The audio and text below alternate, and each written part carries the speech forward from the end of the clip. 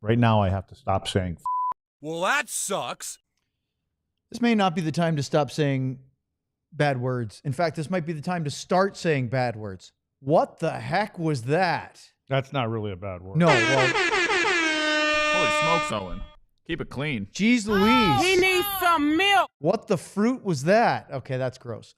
Stars, speaking of gross, Stars lose in overtime 6-5 to the Vancouver Canucks. They had the 3-goal lead with 2:21 left in regulation. We're going to tell you what happened next here on the DLLS Stars postgame show. Get ready, boys.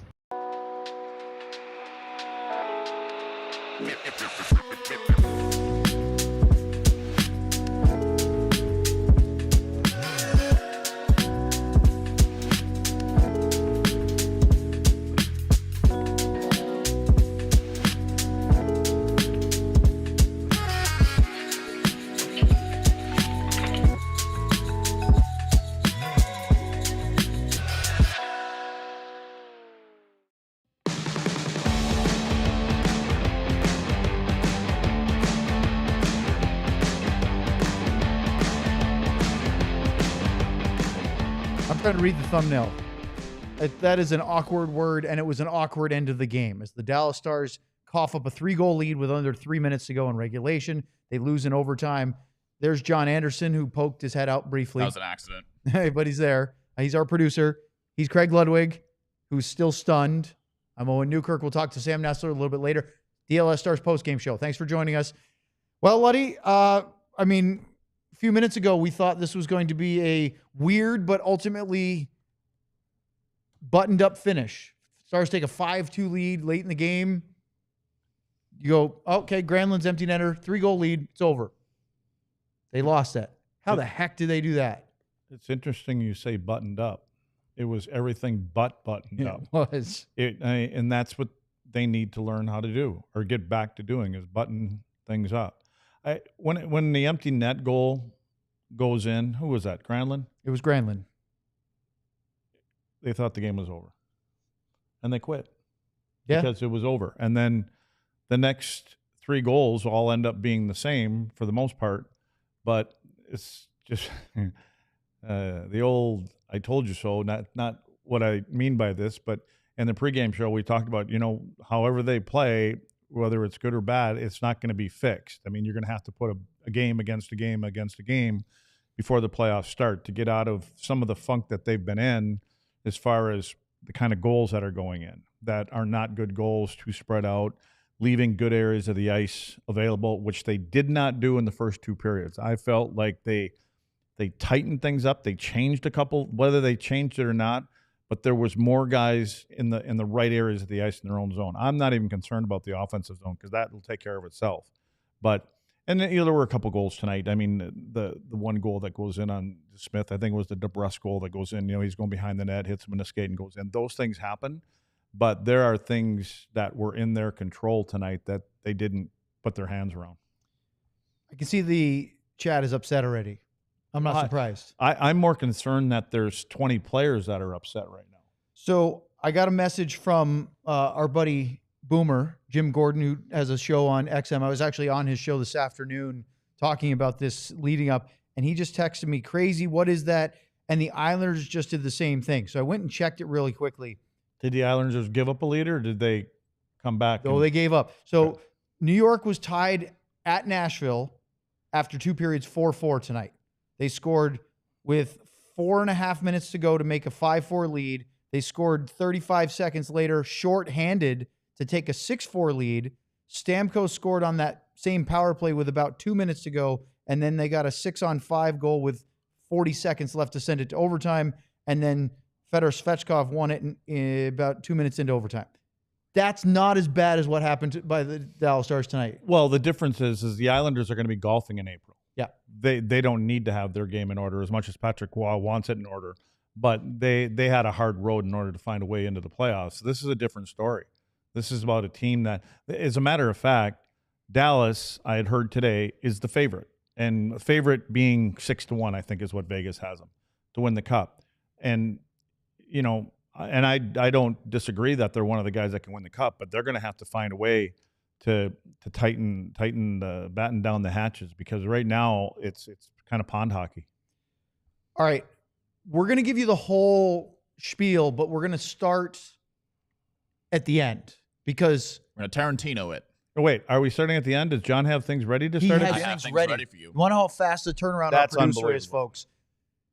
Luds requested these after the game ended. Usually, as we're about to start, there's no time for that. Are we starting with goal number 10 or 11, whatever it is? Are we starting with It would with be- I don't know, I 9, lost 10, count. and 11? I was ready to go when it was 3-0 at the end of 2 periods. Did we do Yes. it in the order that you text me, or did you go backwards? Here, you tell me. We Okay, got so the let's go scorebook through this, up in Luds. it. Here is the This would be ninth the goal. ninth This is goal. goal number 9. So Dallas up 5-3. This is after they got the goal from Räty.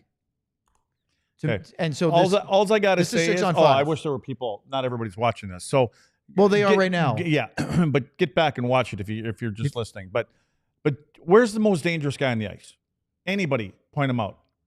John, point him out. The most dangerous guy on the ice. He doesn't have a cursor on him, but Yeah, we can't really do that. If you're asking me, I have not a hockey mind, Lud, so you should just tell the people. it's the guy right in the slot. It's the guy standing with his feet in the hash marks. Yeah. And you see the two green guys. I think that's no, is that the It looks like Dodonov and Blackwell. Blackwell. Yeah. You see where those two guys are? They're not in the right spot. So the most dangerous guy on the ice is standing all alone. The same thing we talked about a little bit in the pregame show from the last game. Guess who scores the goal? The guy in the slot. That's the one. Okay, now let's go. This is kind of going to look similar, but now there's one guy on one knee right now, and look at where Hintz is. I believe that's Hintz, and I think that's Rantanen over on the far side. I'm not positive because Robo's standing in front of the net. It would probably be Rantanen there. So if you take a look at, again, now you're basically shorthanded, right? This is 6 on 5. We have 3 guys, 1 defenseman down on the goal line. We have Hintz and we have Rantanen that are not in the most dangerous. We have 3 of them on the outside, and they have 6 guys. So you kind of want to pack it in so that things have to go through you. But here is what would that be? The 5th goal. That's the 5th. This is the 5th goal. This would be the 10th of the game, goal. the tying one. 5th with goal for Vancouver. 6 seconds left. Yep. And then you have the last goal. Now, I mean, exactly. I mean, please, it's the same thing. It's the same thing. Look at where 4 players are. I understand the 2 guys that are down below the goal line, okay? They were down there, and this is 4 on 4, right? So, the power play was over. It's 4 on 4. But what happened here is Matt Duchene, who's on the far right of the screen, who's facing down the ice, not in the middle of the ice, he initially, he thought the puck was going to turn Because over, Harley gets a takeaway behind the net. he was taking off. He was going. So then he turns towards the boards, and then he stays out there. And now you've got, who is this over here? That's not Rantanen again, is it? That's Rantanen. That's Rantanen again. That's Rantanen. Okay. Well, again, you get the point. Like, again, the most dangerous area. Folks, so what we do with the young guys is you'll take your board that's got the hockey rink on it, and you will take a marker and you will draw a squiggly line all the way from your net, from dot to dot, and you'll draw it all the way down the ice to the other end of the ice. Those are the most important area of the ice. In front of your net, in front of their net, and in the neutral zone in the middle of the ice. You keep things to the outside. This is like is this George Costanza's world where the reverse is If the everything opposite? you've ever thought is wrong, the opposite would have to be right. Okay. Well, that's what we're seeing, is we're seeing an episode of Seinfeld. Boy, it's not that we just enjoy each other's company. Oh, look who it is. We've got a surprise visitor. Ladies and gentlemen, a third member who also knows Seinfeld fairly well. It's our very own Sean Shapiro, who was not scheduled to be on the show tonight. You couldn't help it, could you, couldn't Sean? stay away, could you, Sean? No, Luds, I haven't. Oh, please. Oh, no. Wait, start over again. You Yeah. broke up. Start You all froze. over from the beginning again, Sean. Get your good Wi-Fi and start from the very beginning. I'm not working tonight, but I felt the need to. I had the link from John because I think that's supposed to go to Sam, and so it was worth logging in because this is just this is laughable right now. I've got my beer. I'm here to have a good time because that's about the only thing that's gonna happen after how that game I ended. need a Miller Lite.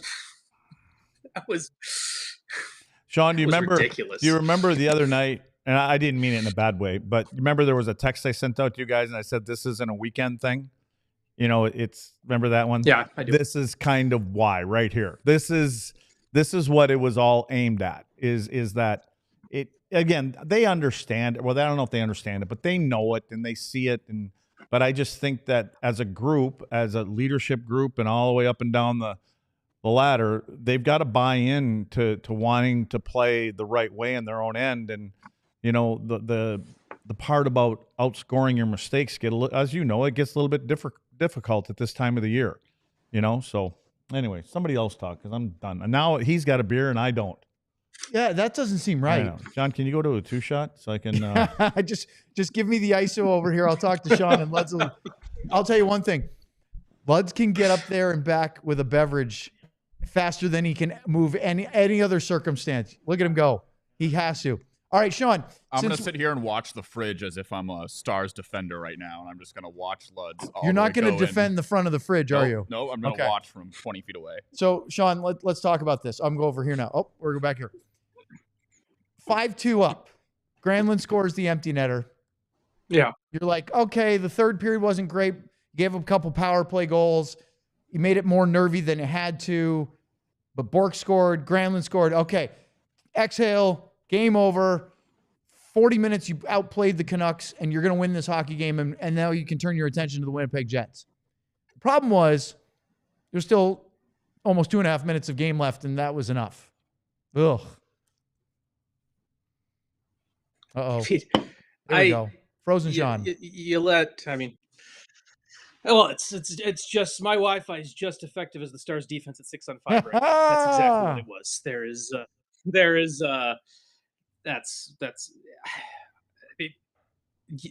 It's laughable, right? Like the first time it happens, you're like, oh, okay, that's cute. And then the second goal happens, and you're like, oh wow, this is going to be a real talking point for tomorrow. And then somehow you let Pius Suter, and Pius is a wonderful human, but Pius Suter scored twice in that stretch, and this is embarrassing. This is just downright embarrassing. This is the stat I saw already. Was this the first time a team has trailed by 3 in the third period and come back to win a game? And I mean, this is one of those where for all of the None? Did I get cut off, or is that Lud's coming back with the beer? No, that's Lud's coming back, except for you are super glitchy right now. And Lud said there's no beer in the fridge, so he came back with a different adult beverage. Would you like to see what he found? With a bottle of red wine. It's the Winking Owl. Where did that come from? Where did it come And how from? long was that? Has that been in there since like the Christmas party?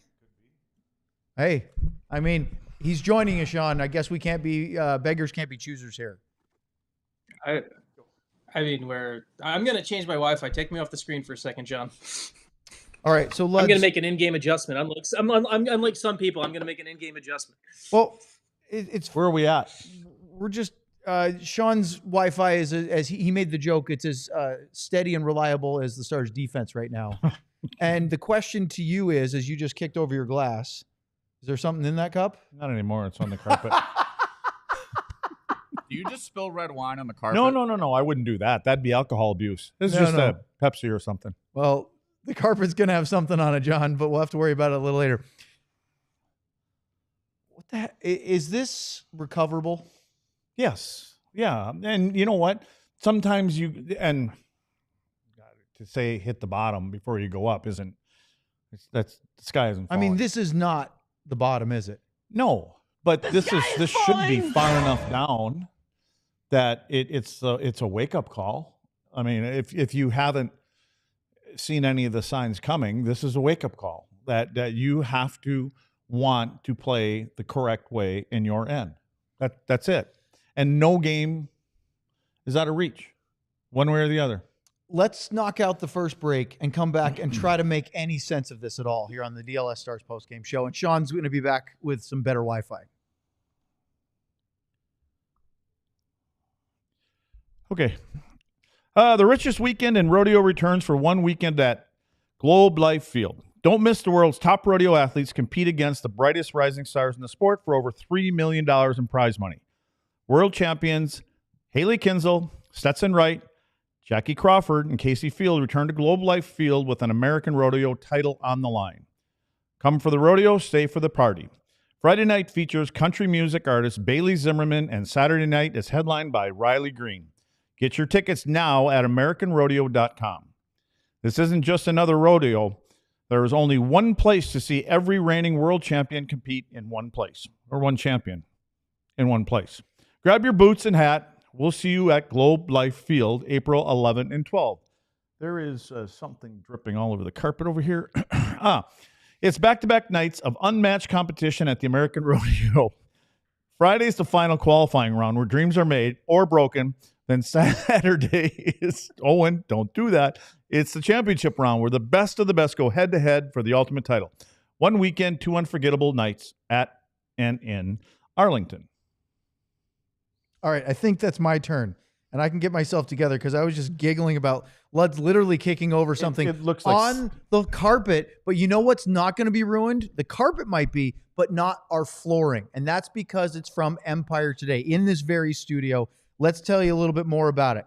Well, with Empire Today, just like your favorite team needs a home ice advantage, although wasn't much of an advantage tonight, your home needs a home floor advantage.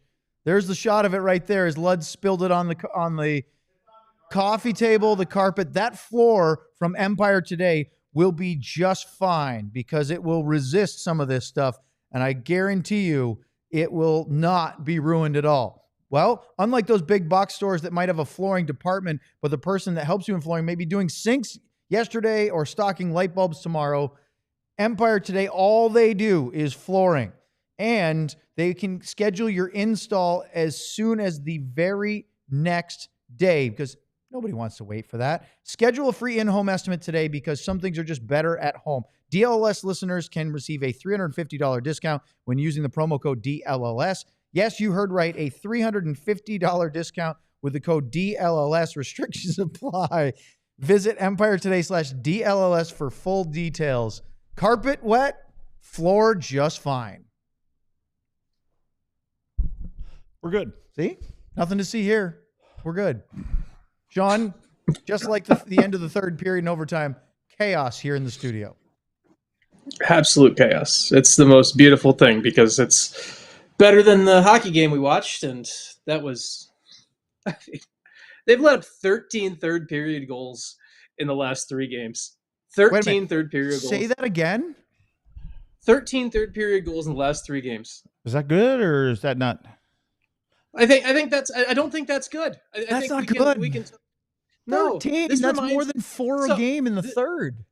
There's Did 4 you game did overs. ask me? Is this bottom? Yeah.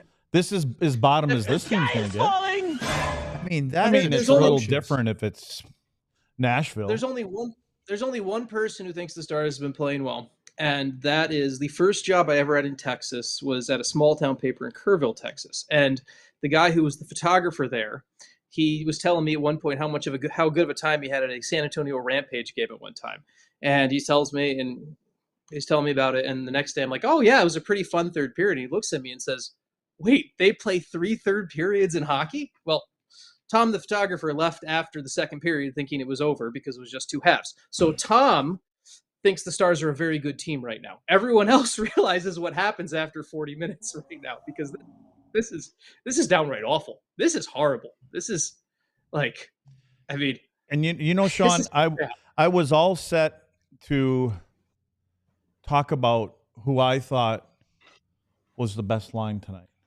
Which was? What you want to call the fourth line. Because I thought with Dodonov on there, Steele and Blackwell, I think Dodonov made a big difference on that line because he doesn't put the pucks in as much and he has the confidence to carry them. And I thought they created more. They ultimately drew 2 penalties. They put the team on the power play a couple different times. And so not that they had anything to do with the outcome of the game, but that's what I was going to talk about is I thought that they were a very effective line tonight, and they had a big part with the power play goals. Not that they were on the ice when they went in, but it was the way that they played the game tonight. So there's my highlight of the night. Yeah. we're going to get to all your super chats here in our next segment. And we'll just start rattling them off because the amount of frustration and anger coursing through the viewers and our chat right now is understandable.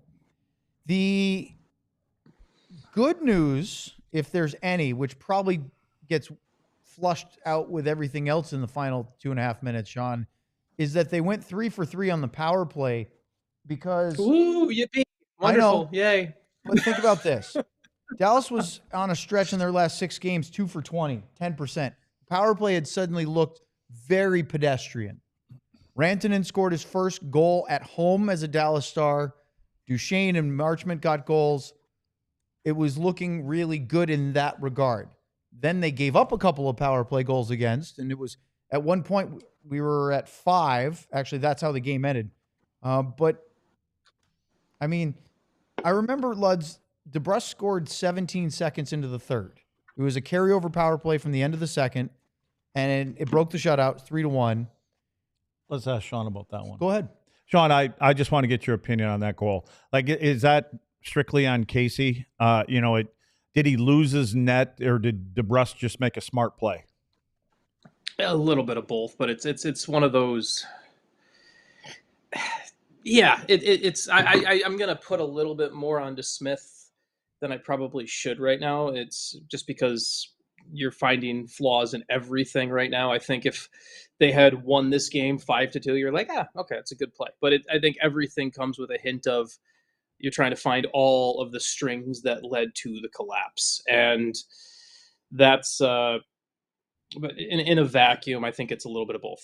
Just Casey definitely plays it better. But it's also smart play by DeBrusk. So a little bit of the mid ground there. But apparently, this team is so fragile that those type of things teams tend to boil over and make it all the way into the third period. So it's, you are what you are right now, right? And this is whether that goal or the penalty or whatever you want to talk about. Everything somehow snowballs into the worst possible result right now over this last 3 games. And that's something where you look in the mirror as a team, and we've talked before about how, having Tyler Seguin back or whatever, that will make this team, their leadership will be a little more vocal and they won't let this happen and all that crud. But no hockey player, Luz, this, it doesn't take strong leadership to realize you've got to buckle down and close out a game. That to me is the most embarrassing part of this, where it doesn't take strong leadership. Even the guys who are 21-year-old or however old, 22-year-old Mavrik, Bourque, however old they are, they've played hockey their whole life. They know it's at the end of the game, the other team's going to push. You have to buckle down and finish the game. And to me, that's just the most embarrassing part, where you just gave up. You're like, we won the game. It's over. And it's bad, man. It's bad. And we can go back to the DeSmith goal. We can go back to this. This is the type of thing where this game this game to me is going to do one of two things. It is either the complete kick in the ass that wakes them up before Thursday, and it better be, because that's the one thing where there's going to have to be the complete kick in the ass that, this can't happen again. And if this team does do something special in the spring, this will be the date that you circle because they learned from it. Or this will be the date that you circle and realize, well, they're screwed. So I don't know which way they're going to go from here, but we're going to learn a hell of a lot about this team over the next 48 hours. We're going to learn a hell of a lot between this date and April 19th or 20th. This game, to me, as the Stars as an organization, the Stars as a leadership group, what you do coming out of this moment is going to tell me a lot about what they are. And that's it. So, and the best thing that may come out of this, or that's coming down the road for them, is Winnipeg, because they're and you can approach this from a coach's standpoint a couple different ways. You can go in the room and you can stop and screen, do all that kind of stuff, and hold people accountable, or you can sit down and have a conversation. You keep everybody out of the room. You sit down, you have a conversation, and say, you know what, guys, this is the lowest point we're going to have this year, and here's what we did. And be here at 10 o'clock tomorrow morning. You're not going on the ice, and we're going to go over all the goals. And, we're not going to point fingers, but we're going to talk about every one of them and how they could have prevented. Here's where we should be. Here's where we weren't.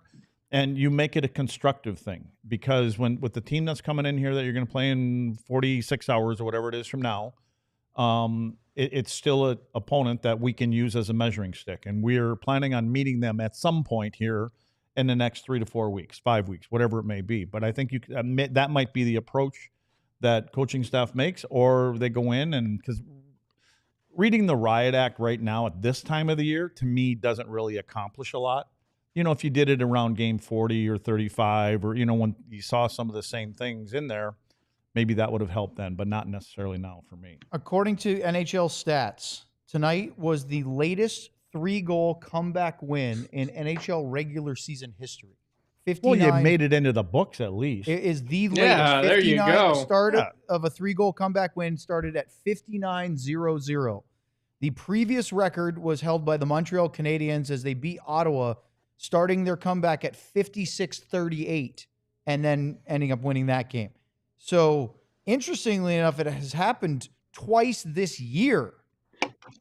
San Jose rallied from 3 goals down, starting at 55-28 against Utah back in October. And then almost New Year's Eve, December 28th, the Seattle Kraken did it to the Vancouver Canucks at 55-15. Down 3 with 5 minutes to go. They scored 3 times, ended up winning the hockey game. Well, those are 4 teams you're talking about that weren't actually playoff teams, although Montreal will be a playoff team, in my opinion. Yeah, now. but this was Montreal 10 years ago. So, well, yeah. Oh, that was 10. I thought you said it was this year. No, the 2 this year were San Jose against Utah and Wasn't listening Seattle again. against Vancouver. So, no, you heard Montreal. That was the previous NHL record, but that was back in 2014. So, my question to you both. John, are you laughing at me again, or? Oh, no. I wasn't laughing. Oh, I thought. My question to you both. Talking about. This is now because they got a point but didn't win the game. Instead of being 3 points behind Winnipeg with a head-to-head on Thursday and 4 games left, they're 4 points. Which means even if they beat the Jets on Thursday, they'll still be 2 points behind with 3 to go.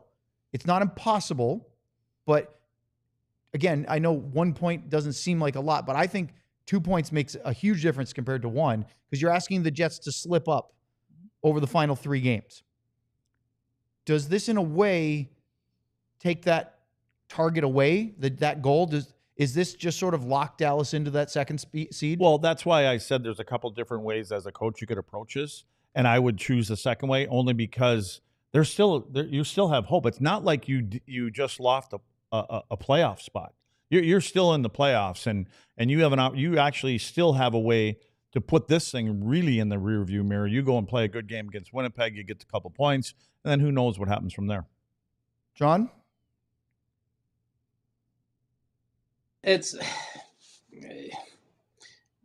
I don't really, it's, to me, this kind of locks them into that 2 seed. I mean, I think even if they beat Winnipeg, there's still a chance, but you need a lot of outside help. So this is not dooms your fate, but it kind of locks you in there. And I think you kind of have to make the most of your situation right now.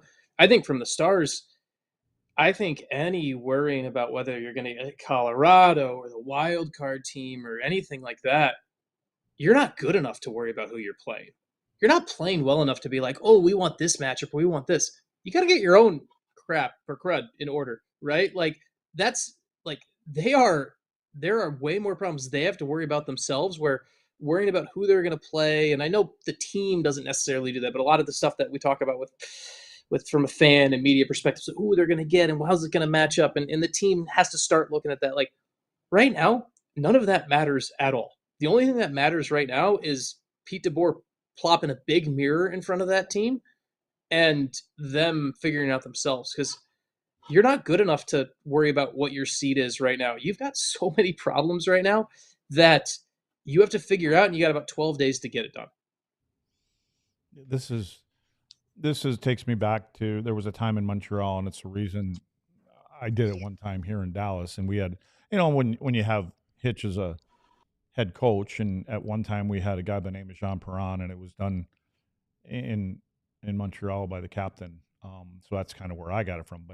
But when you know your coaches, and I don't know obviously Pete DeBoer as a coach or how he handles a situation like this, but I just got up and I locked the door and in the room, and I I told the trainer, let him know we're having a team meeting, because that was kind of the message all the time. We want it to be your room. We want you guys, you leadership guys, blah, blah, blah.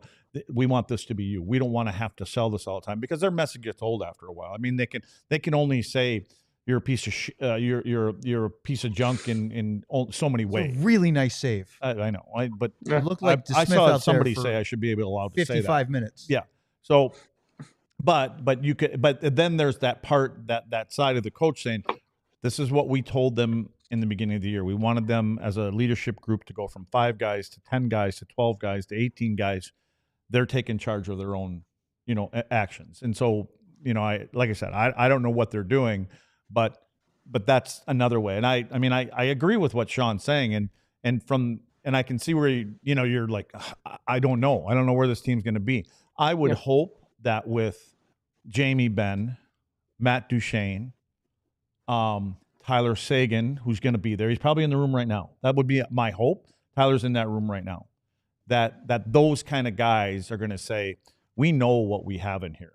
Now what we just got to tweak our thinking, or, I don't know what the coaches are asking to do on the ice, what kind of systems and things. I kind of have an idea, but like, we need to tighten things up. And it's up to us to tighten them up. They can say whatever they want. They're not going on the ice to do it. All you have to do, like I said, you go over and you look at that game, and you're going to see a good 30, 40-minute hockey game, right? But unfortunately, cliche, there's 60 minutes in a hockey game, or maybe a little bit more. I mean, honestly, if it wasn't for the of course, you can't pass them aside, but it was the 2 power play goals early in the third. They gave them a little life, and then it was the final 2.5 minutes, and then overtime. So it wasn't even the last 20 minutes. There was a chunk where they stopped the bleeding, regained their 3-goal lead. It should be lights out, right? It should be done, dusted. Yeah. You had your fun, Vancouver. Thanks for joining us. Thanks for making it interesting and adding a little drama, but okay, good night. And then that cratered. This is a message to other teams, teams you're going to play in the playoffs, that, hey, guys, we're down by a couple goals, but we know what this team can do. This team can give us opportunities, so we're not going to quit. So you're kind of giving somebody else a little bit of gas to put on their own fire. Up next, Super Chats. Lots of them. We'll do it all here on the DLLS Stars postgame show with Bonus Sean. All right. Start the clock. It's time to talk about game time. If you think this was an exciting game, guess what? There's 2 more pretty big ones coming up in the next 48 hours at American Airlines Center. You need game time. It's Luka and the Lakers back in Dallas for the first time since the big trade that sent Doncic to the West Coast. They are playing tomorrow night at American Airlines Center. Then it's Stars and Jets on Thursday night. 2 massively interesting and riddled with storylines games. Go to Game Time, download the app, or use their website, gametime.co. They have a feature called Game Time Picks that makes getting tickets to see your favorite teams play live. Great deals. Obviously, you get seat views and lots more, but I'll tell you what, you should take the guesswork out of buying tickets with Game Time. Download the app, create an account, and use the code DLLS for $20 off your first purchase. Terms apply. Again, create an account and redeem the code DLLS for $20 off. Download Game Time today. Last-minute tickets, lowest price guaranteed. And now it's time to talk about Sleeper. And unfortunately, John, we were feeling it was a night to celebrate earlier. Well, it is a night to celebrate. If you had started celebrating 2 minutes into the third period and turned off the game and gone home, you would have won $59.50 had you bet $10 on Mikko Rantanen more than 0.5 points, Casey DeSmith more than 22.5 saves, and Esa Lindell more than 2.5 block shots. But alas, we got to win on Sleeper, but it's overshadowed by everything else that happened. Well, with Sleeper, the more picks you combine, the more you can win, all the way up to 100 times your money. If you think you have what it takes, new users can download the Sleeper app and use the code DLLS STARS to get $55 in free entries when you place a $5 contest. Apply it to any contest, doesn't have to be your first. Terms and conditions apply. See Sleeper's terms of use for details. Currently operational in over 25 states. Check out Sleeper today. Okay, let's do Super Chats. I'll interlace anything that I like that I want to add to you guys on this. I have some thoughts, but we can't hold off the fans forever. They have spent good money to get in the queue. So, John, let's get to it. Bing bang. By the way, you're watching right now. hit that like button. Like, subscribe, help support the DLLS. I don't know if this is a good time to ask him to hit the like button. Well, like button on our show. You don't have to like the game, of course, but hit the like button. Let's go. Reed Thomas starts it off with a Madonna 99. Ilya Lyubushkin has to have one of the worst turnover percentages in the NHL, and he's horrific at clearing pucks. Figure it out, DeBoer. Any chance his seat gets warm if they get bounced in the first round? He has had a little bit of a rough go of late. I think. And you're talking about Lyubushkin now. Yeah. And what's one other thing you notice about Lyubushkin's game? I don't know. What do you notice? He's been up in front of the other net a lot. Have you not noticed him getting into the rush quite a bit? I just think that, like I said, some things become contagious, and a lot of times it's a message. And the message that I would say to a guy like that is like, okay, it's cool to be there, once in a while, but your job is to defend, and your job is to be strong in front of your own net. And now all of a sudden I see him up in front of the offensive net. And what have you praised his game most about for most of the season? Quiet and simple. He knows what he is. He knows what he's being asked to do. Yep. I mean, you are effective and efficient. You get pucks, you move pucks, you get them to the next closest guy. But he can skate and things like that. So it doesn't mean that he can't follow the play up offensively. But there's times when he's leading the rush. And it was the other night, he jumped out of the defensive zone ahead of a play being made. Next thing you know, he had to chase back to his own net. So I just think sometimes you have to be strong enough in your own head to know what your game is, because the message is, let's get up. We're a team that likes to go, and they're very good at it. But you still have to know who you are. One of the guys that's really calmed it down is number 3. I mean, he's calmed it down. He's been better than what he started out wanting to do. And so I just think from Lyubushkin's standpoint, I would ask him to be a good defender. That's why we brought you here. I don't know why they brought him here. Sean, I'm just saying. Do you think, I think it's emotional to start having the hypothetical of the Stars crash out in the first round, but there is going to be a massive first round series, whether it's against Colorado or whoever else they end up getting played with.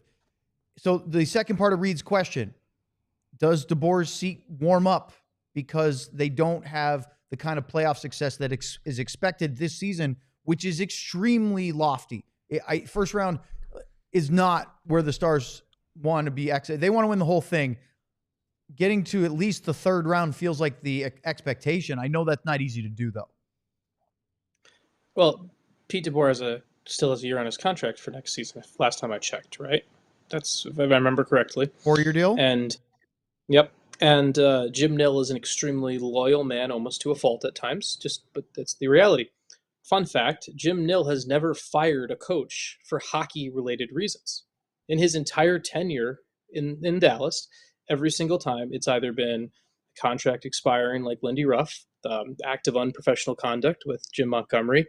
Ken Hitchcock was definitely a bit of a difference in opinions of what actually happened. Ken Hitchcock was not actually fired the second time he was here. Rick Bowness was not fired. He retired when his contract expired. So I just look at the situation in front of me, and I look at the way the man operates, and Jim Nill doesn't fire coaches. So, and Jim Nill is doing a really good job with his team. He's 2-time back-to-back GM of the Year winner, all that stuff, has built a pretty good team, and Jim Nill has no hot seat under him. And so coaches who get fired typically have GMs who have heat on them. So Pete DeBoer has a contract for next season. He's got a GM who has solid footing. So no, Pete DeBoer will not be fired. Pete DeBoer might not have his contract renewed. That's a conversation for the end of next season, but this is how Jim Nill operates. Jim Nill is very loyal to his coaches, for better or worse. And the only way anyone's ever been fired is with what Jim Montgomery did. All right, let's go to the next super chat. Bing bang. Noah Reed, a Haskin in 99. As a wise man once said, that effort was F***H. Right now I have to stop saying Pretty much. I appreciate you, Noah, for censoring yourself. That means a lot less work for our producer, John. So, and fecal horse matter. You can say manure. Right? Yeah. Fecal horse manure. You can say cow patty, too. Yeah. Okay, let's go to the next one. Bing bang. Gears Fi with a Heiskanen and year after the cup. How did DeSmith do, and what hopes do we have? That is a very broad question. What did you think about DeSmith tonight? I thought he was fine for a good part of the game. We talked about probably something could have been done differently on that first goal, but at the end of the night, his team quit in front of him late. So I have a hard time pinning that on the goalie at all. Like that to me is on the 18 skaters in front of him. Ricky in the chat said George Costanza likes the word manure. Yeah. Newer. Newer. Yeah. I think he was on the park bench talking. I'm about so that. glad you remember that. Yeah. Yeah. He doesn't know movie quotes, but give him a Seinfeld, and Lutz is sharp as a tack. Or sharp as a marble. I want to just... The sea was angry that day, my friends. My friend, yeah. Sean. So, I mean... Yeah. Pete DeBoer is not getting fired. No, he's not. No. Yeah, okay. Well, I was kind of listening to you, but I wasn't, because I was kind of looking at... I was trying to find Lyubushkin's stats, because I don't know what the hell they are, but I found, like, his biggest year was 14 points. So, and he's got 14 right now. This year. Yeah. That's his career. Luds. There's the 15s right there. Career number. It's in the front of the net. It might hit you. I wonder if there's a bonus there. Yeah. Someone's got to remind him that getting to the career year number doesn't do anything for him. Yeah. John, you have Jamie Benn audio from postgame you wanted to play? Oh, we get to hear our intrepid My mic reporter. was muted. I said yes, starring our little buddy towards the end of it. Okay, so let's play that, and then we'll get back to the super chats. We got to we got to. Jamie Benn joining us live here on the pod. Yeah, that's actually the sound. Well, you know what? Yeah, unacceptable. Okay. That game was should have been wrapped up. We just got to find a way to get it done there. When you guys look at lessons you can learn out of this is a non-playoff team. They don't really have a lot to play for. You guys are trying to get your game ready for the playoffs. What's the lesson, I guess, out of this one? You got to play 60 minutes. It's just unacceptable by our group to lose that game, and left our goalie out to dry there. What did you see shift in third period there in your game? I don't know. They played good. They were working hard. It's just, like I said, unacceptable from this group, especially this time of the year.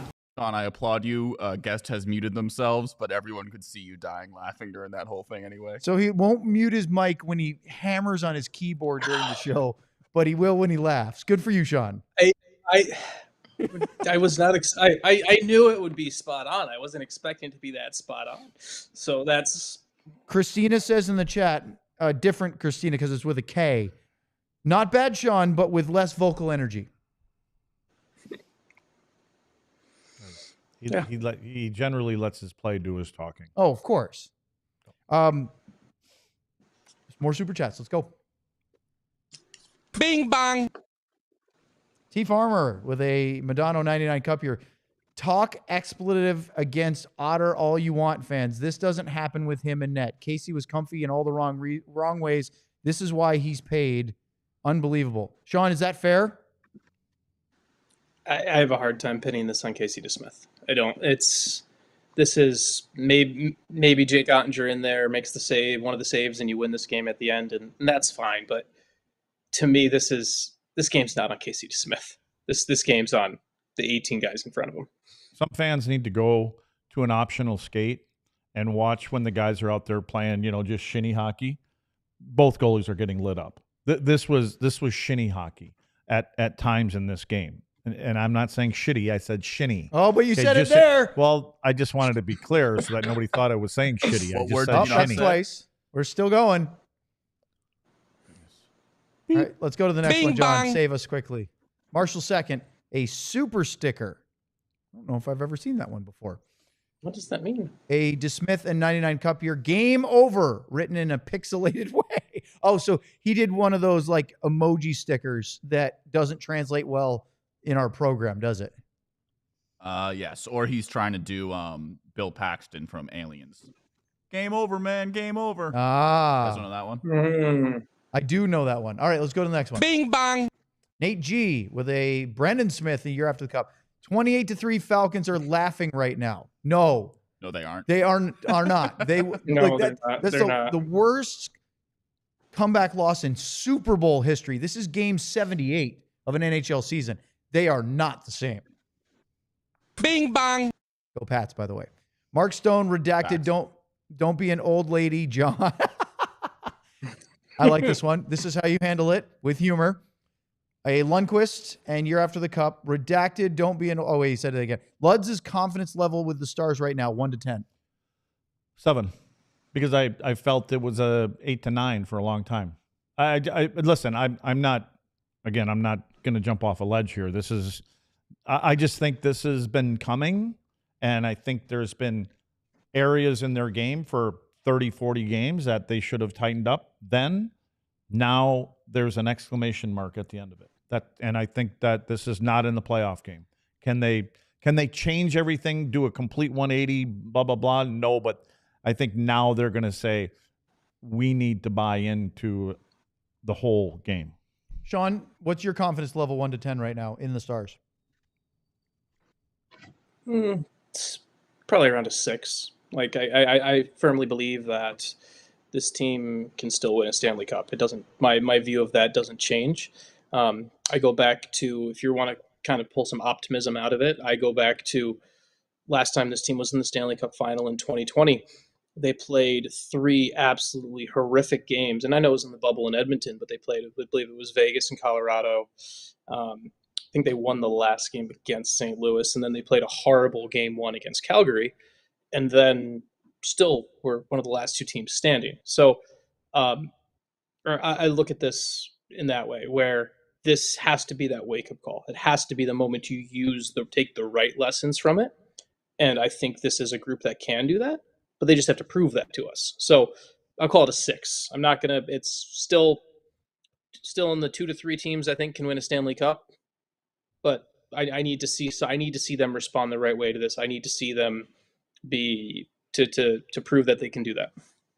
We've got a couple 3s, a 5, a 1, and an 8 right now in the chat. So we're, as far as their confidence levels, right? They said 1 to 10. Somebody shares Luds.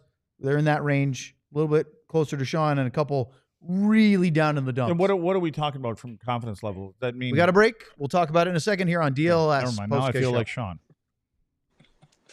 Talk about being a diehard, as you can sign up today. Scan that QR code at the bottom of the screen Sean is showing you right now, and you can have you sent right to the diehard page on alldls.com. Sign up today, and you get a bevy of options that make it such a wonderful thing to help support our show, and you get a lot. You get a free t-shirt. You could pick one, say, for example, the DLS flag shirt, multiple colors. I have it in black and navy and green, the one that Luds is wearing tonight.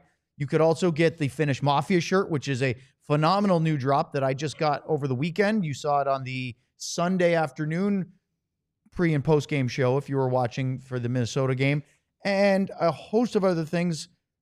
One of the things you get for being a diehard is you get the 20% discount on merchandise and a 20% discount on events. Well, that comes in handy at the end of April 25th, as the DLS first ever Lone Star Open golf tournament is held at Stevens Park, 9 a.m.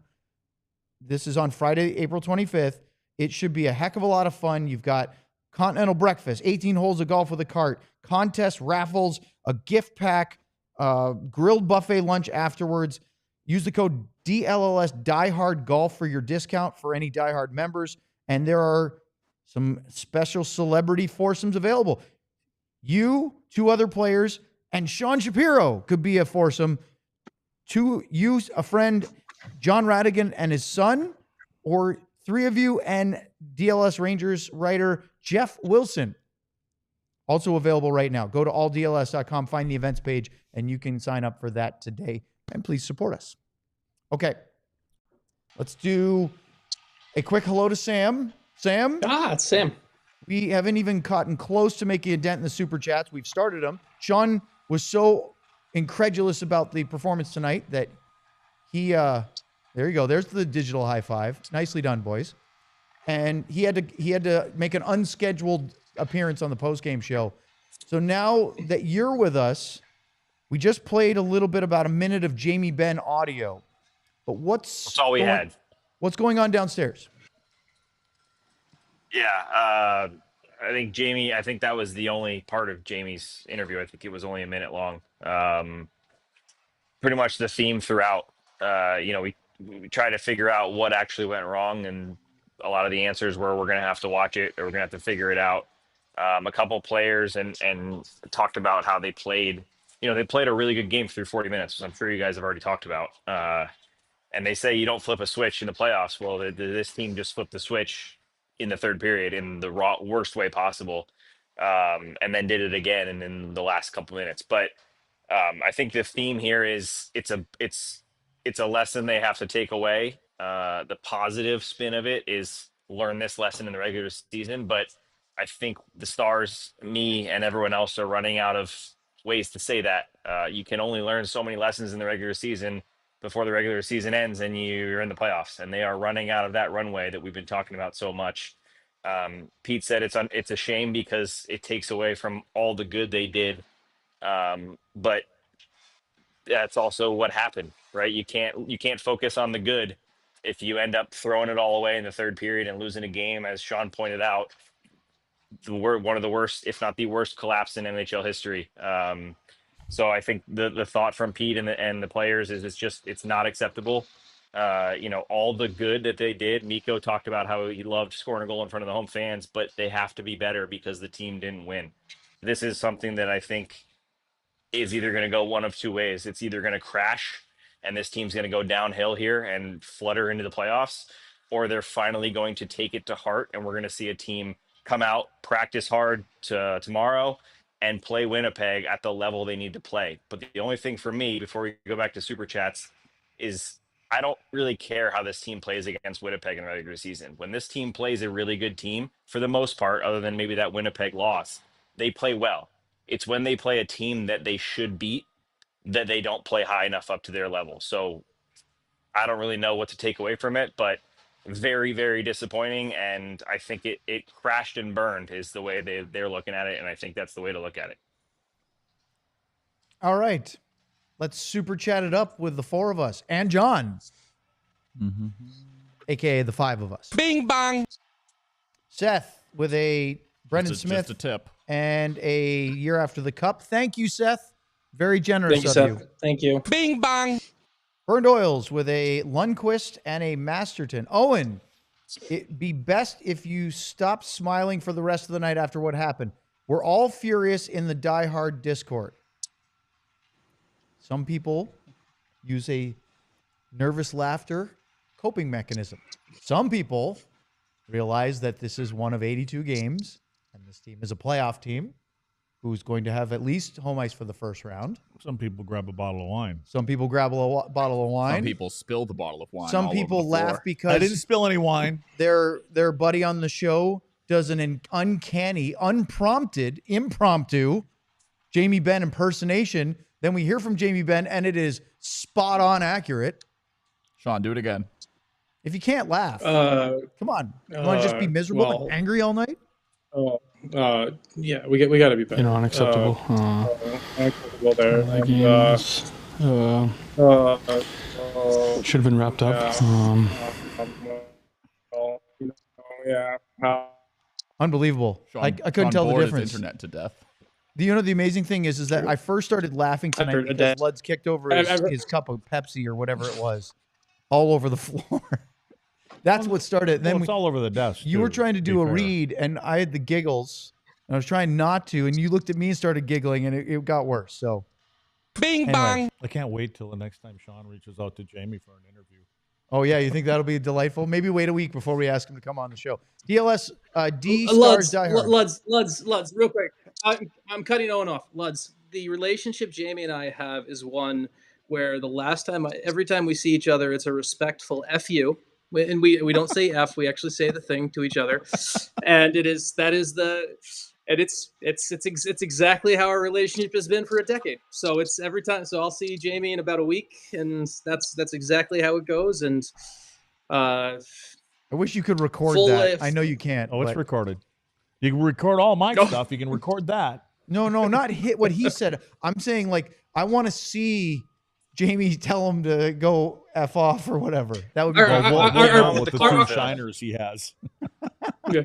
Our pal Robert Tiffin was helping me out with something about a month and a half ago or whatever, and he asked Jamie about it, and he told Jamie who it was for, and Jamie said, "Okay, make sure you include FU to him in that in the well." It's so, a running so joke we we have have now.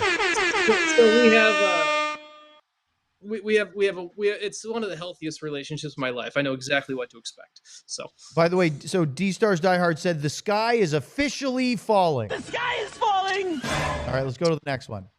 Bing bong. Noah Reed with his second of the night, a DeSmith in 99. Just to right my wrong, only up from here. So Noah was upset with the first one, right?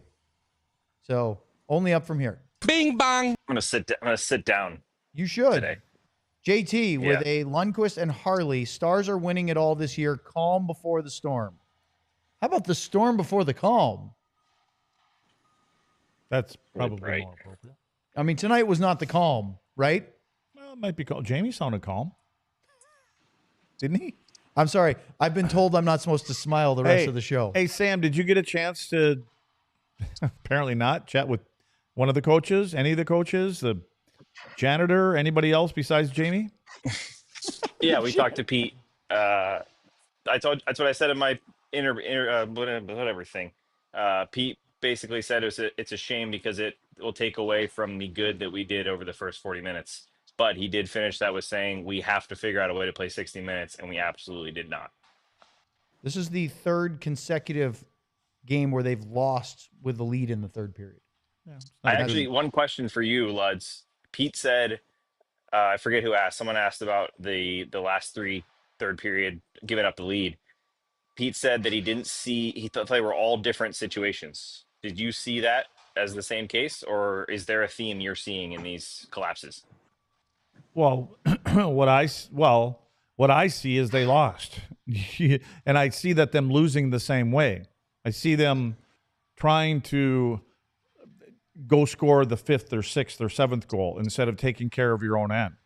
And so it's a mindset for me is that it shouldn't take away from your offense, but you have to be able to play in the right areas of the ice in your own zone because again, when we and Sam, I don't think Sam was on yet. Sam, we showed the last three goals, and all three of them are players in the wrong colored jerseys standing all alone in front of the net. Yep. And so we've seen that as John is now rubbing it in, and so it's just a common theme. And I mean I can go back to a year ago where I seem to see a lot of times where there's a forward covering the forward in front of our own goaltender, and the defensemen are in the corners or above the tops of the circles. But again, that's the way that they play, and they've had good success playing that way. And I'm sure there's a better argument for that than there is for what I'm going to say. But I'm more concerned from game 83 on, and I think especially with a couple of the opponents you may be playing, and if you're going to leave those kind of guys standing alone, they could do some damage also, like these guys did. Let's go to the next one. Hit me with a TV wrap. First. Yes, let's do that first. I'd like to thank everybody who joined on our television platforms this evening. Make sure to please like and subscribe on the pod, and don't forget to check out alldlls.com. Bing All right. bong. Is this where we can speak freely now, or not yet? We are in overtime, Luds, and we have super chats galore to get to. I believe the gloves or the restraints. muffle? I was going to say the The muffles are off. Say what word do you want to say? I'm not going to say it till I actually have a Well, you proper... already said it during the time of the show where you can't say it. twice. Well, wait a second. course you he think shit is going to be the worst thing I would say? No, but you said Okay. it now 3 times, but twice during the main well, part. now it doesn't even count. By the way, Lud said the S word as many times during the regular first hour of our post-game show as he's won Stanley Cups. Why are Which you? is a brag. These people know that. Oh, I see what you're doing. That's two times. Two. Per my Marshall sources. second with a Robertson and Duchene that was nothing short of an abomination. We hit our lowest of the season at what feels like one of the worst times. How can we be a favorite to win the cup and look like we're going to get smashed in the first round? Honestly, this isn't the worst time. The worst time is in game 6 or 7 in the playoff round. Yes. That's the worst time. You still can get your shit together. Let's just, and they will. I have confidence that they will. I think that, again, I go back to the leadership group. They're going to recognize it.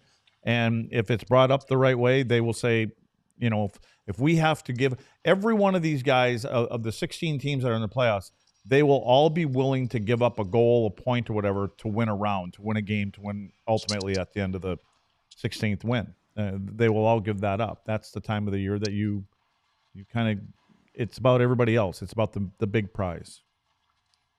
Next Bing one. bang. Matthew with a Heiskanen 99 cup year. If there was ever a time for the team to be booed off the ice, this was it. Unless things make a 180, this team isn't making it to game 6. There was of the nobody first still round? here to boo them off the ice. Everybody left. Sam, you and I heard another Fire Nico chant happen during the game, but it was when the Stars were up 3-0 in the second period. Did you say fire Nico? Yeah, I think. Yeah. Nico? I think they just Nico. heard. They heard. Quick, hold on. I'll explain it real quick.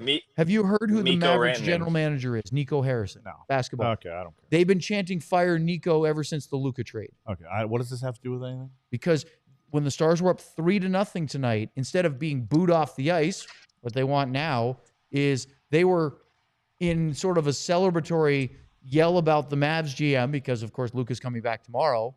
And what a difference 20, 25 minutes of game time was. Okay. Yeah, I think it was when Mikko Rantanen took that penalty for cross-checking that guy in the face, which I thought was hilarious. But it really, I mean, I wasn't kidding. The arena was half empty when Vancouver tied the game. I think when I believe it was the empty netter, if not right before that, when Maverick scored, half the arena emptied. And I think there were probably a lot of Stars fans out in the concourse or in their cars in the parking garage that were very surprised when they look at their phones. What was the Sean? Sean, you're the one. What was the something on Manchester when everybody left the game back in? Miracle on Manchester. But the one I was going to bring up, Luds, was one you played in. Do you remember October 14th, 1995? Sean, I think Lud No, remembers you remember? 30 He doesn't years. remember. I don't remember October. April So 9th, this is with the Dallas Stars. 2025. He doesn't Was it remember April seeing 9th? it. Yeah? About an hour from now. Okay, well, I don't remember April 7th then. No. This is a positive story for you, Luds. Okay, October 14th, 1995. It's against John's Boston Bruins. I'm sorry I pronounced it that way. The Stars were trailing 5-3 with 49 seconds remaining, Kevin Hatcher scored. With 16 seconds remaining, Mike Badano scored to tie the game. With 5 seconds remaining, Guy Carbonneau scored Wait, I to was win in the that game. game. That's literally what he said. That's what I'm just putting it together what I now. said. Yeah. I have no idea what He you're does talking about. remember it. I'm still stuck on Manchester. What's the Manchester game? Is that L.A. or somebody? That was an LA one. That was a Miracle in Manchester. I think the Kings That came game back sound from familiar. Madonna and Yeah. No, but the Kings came back. I think the Miracle in Manchester was the Kings came back down from 4 or 5 in the third period, but that was a playoff game, I believe. So that was a little. But no, I was connecting it back to Stars history and one that you played in, Lutz. And all I could find from the box score is you did take a hooking penalty in the third period, but that's all I could find from the Luds. game. The Move your Miracle in legs, you lazy Manchester, bum. just quickly for those that don't know, April 10th, which is 2 days from today, back in 1982 at the Forum in Inglewood, California, the LA Kings had a 5-0 deficit after 2 periods. They scored 5 in the third, and they won it in overtime. And as you said, Sean, it was a first round of the playoffs. Yeah. Wow. That's when the playoffs were still, when we still got done in the actual spring and didn't push the playoffs into almost July. So The fabulous Forum on Manchester Boulevard, which is where that phrase comes from. All right, let's go to the next one. Bing bang. I'm hockey DBing myself because I thought I was in Montreal in '82. Guess not. I love that you're Doesn't know what team he was he's on. hockey DBing himself. I'm trying to figure out when my first What team was I on this 82, year? 82, 83. Right. Didn't you say something about Montreal? No, this was L.A. Oh, I thought you said Playoffs Montreal. 1982. You hadn't gotten into the league until the fall of 82. 83, but didn't you say Montreal was involved? Not in that. No, you're combining that with the All right. 3-goal deficit in 2014 that Montreal did. Well, All right, get on with the chlorophyll. Move Okay. along. Bing nothing bong. to Hold see on, we here. haven't read that one yet. Colm and Heiskanen 99.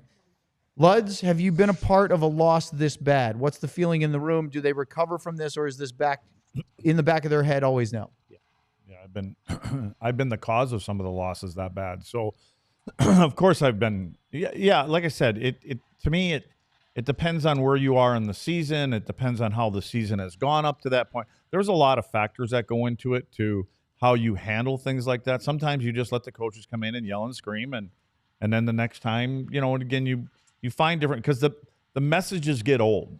Sometimes if you have a coach that can't be very creative, you're kind of like, oh, we know when he's coming in, we know what he's going to say. And then there's other coaches, and to me, it's more about your leadership group. It's your core. And there's times, like I said earlier, we got it. Just stay out. We got it. I mean, you get an older team that's had success in different eras and, different trips along the way. So many different scenarios come up. That's why you want to bring in veteran players that have been in these kind of situations, not necessarily regular season, but especially the playoffs, that can kind of draw on some of the ways that they got in or out of what they were in. Let's go to the Bing next bong. one. They're still pouring in. Cam with a Heiskanen and Rantanen. 3 straight games, 3 blown leads in the third period, which I mentioned earlier. That is, if nothing else, demoralizing. We'll see if it leads to long-term problems or if this is just a rather large blip on the radar. Yeah, I just honestly, the way I'd sum it up, this is where you find out the character of your room. Yeah. And I'm not really too concerned about the character in the room. Okay. That's good news. That's positive. All right, let's go to the next one. Bing bong. D. Hendo with a Oscar Beck in year after the cup run. Cece, Lyubushkin, Dumba, Lindell, Harley, Bischel, Smith.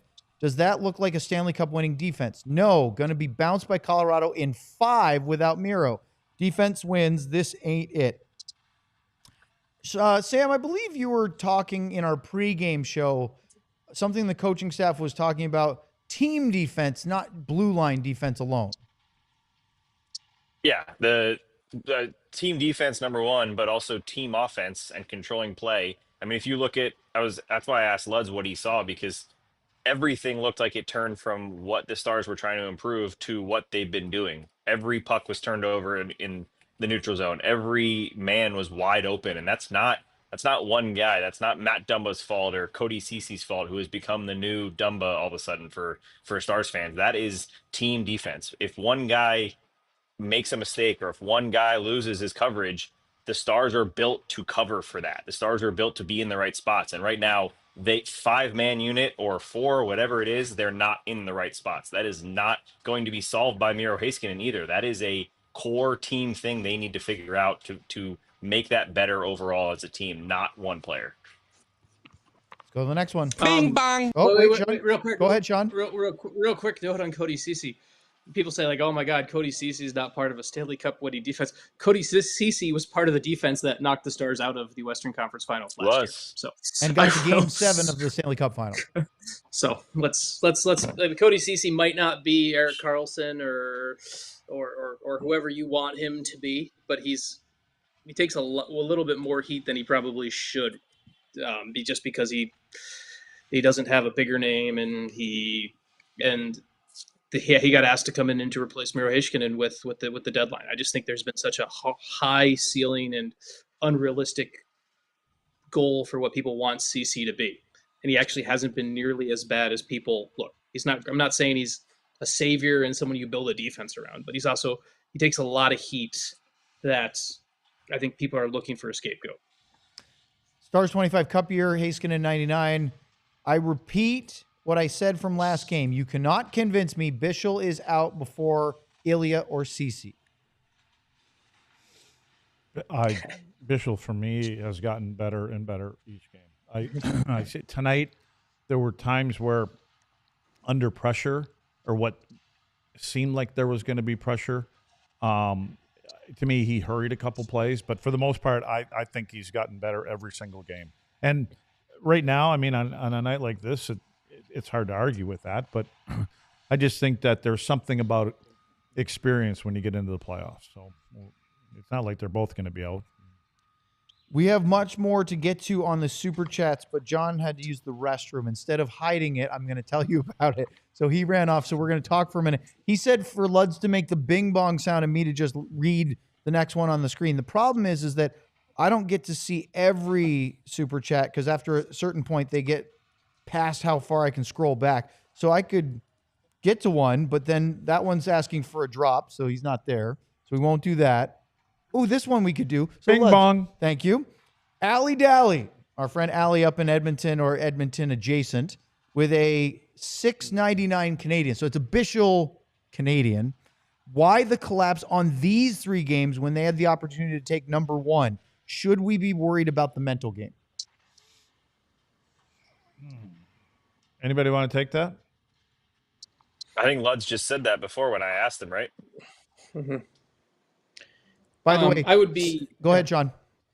The interesting reflection in the mirror to me would just be, we've said it multiple times now, it's just the leadership group and the guys that kind of set the tone for this team in that room. Is sometimes you're going to have these wake-up calls and you just have to use them the right way.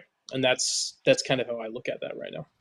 There were games this year right from the beginning where there were these same kind of games that they did not lose, but they got out in front like that and they were able to pour it on and they didn't have to suffer.